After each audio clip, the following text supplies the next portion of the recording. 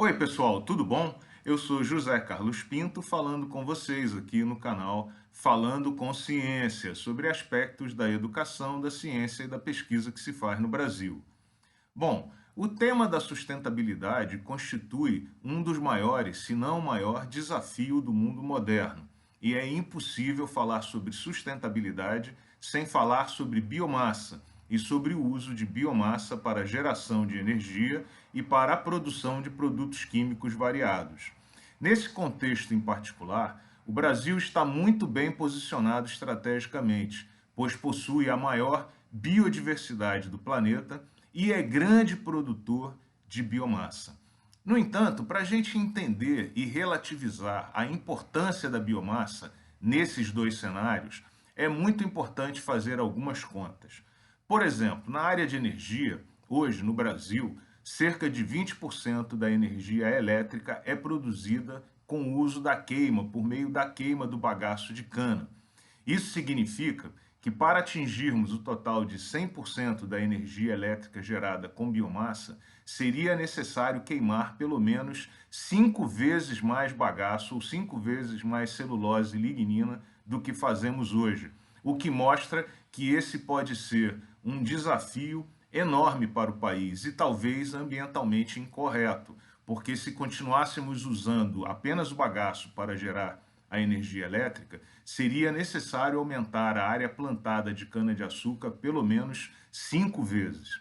Se nós imaginarmos que o Brasil consome apenas 2% da energia do mundo, o total de bagaço de cana gerado, queimado para gerar toda a energia que o mundo consome, teria que ser aumentada incríveis 250 vezes. Seria como se 10 Brasis fossem utilizados apenas para a plantação de cana-de-açúcar, apenas para gerar a energia elétrica que o mundo consome hoje. E não falamos ainda dos combustíveis que são usados para movimentar aviões, para movimentar automóveis na rua e outras aplicações similares. Portanto, o que a gente vê aqui é que, aparentemente, a queima da biomassa não constituirá uma solução definitiva nem majoritária para o problema da energia elétrica no mundo, sendo obviamente necessário utilizar outras fontes como fontes principais. Aparentemente aqui, a biomassa exercerá sempre um papel secundário, pois será impossível, a não ser que exista e ocorra uma revolução tecnológica, ocupar tanta terra apenas para gerar celulose e lignina para ser queimada. Quando nós olhamos a produção de produtos químicos, por exemplo, hoje no Brasil, seria necessário aumentar cerca de 20 vezes a produção de cana-de-açúcar para que todo o açúcar fosse gerado e levado à produção de etanol e que todo o etanol fosse usado para a produção de produtos químicos apenas para gerar a quantidade de plástico que o mundo consome hoje. Seria como se toda a área agrícola disponível no Brasil teria que ser ocupada com cana-de-açúcar apenas para produzir materiais plásticos. Se nós estendermos essa conta para todos os outros produtos químicos, seriam necessários 2 ou 3 Brasis apenas para produzir insumos para movimentar a indústria química. Portanto, o que a gente vê aqui novamente é que o desafio é imenso e, nas condições de hoje, talvez seja ambientalmente inconsistente usar tanta terra, tanta água apenas para movimentar a indústria química. Como a gente vê aqui, a sociedade humana está diante de um dilema. A não ser que ocorra uma revolução tecnológica, o uso da biomassa provavelmente não será suficiente para manter o consumo energético e o consumo químico que a sociedade hoje movimenta. Esse desafio tem que ser enfrentado por essa geração.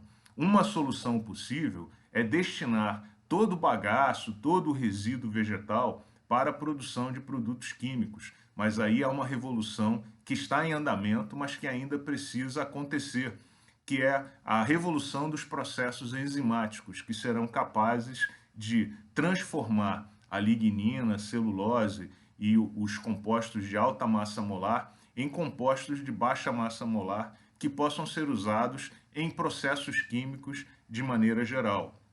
Enquanto essa revolução não chega, nós continuaremos dependentes de outros insumos, a não ser que a gente reduza e faça uso de um dos R's da sustentabilidade, que é reduzir o consumo. O que de fato hoje é bastante improvável e, segundo muitos pensadores, inclusive injusto, porque apenas 10 países do mundo consomem praticamente 100% da energia disponível no planeta.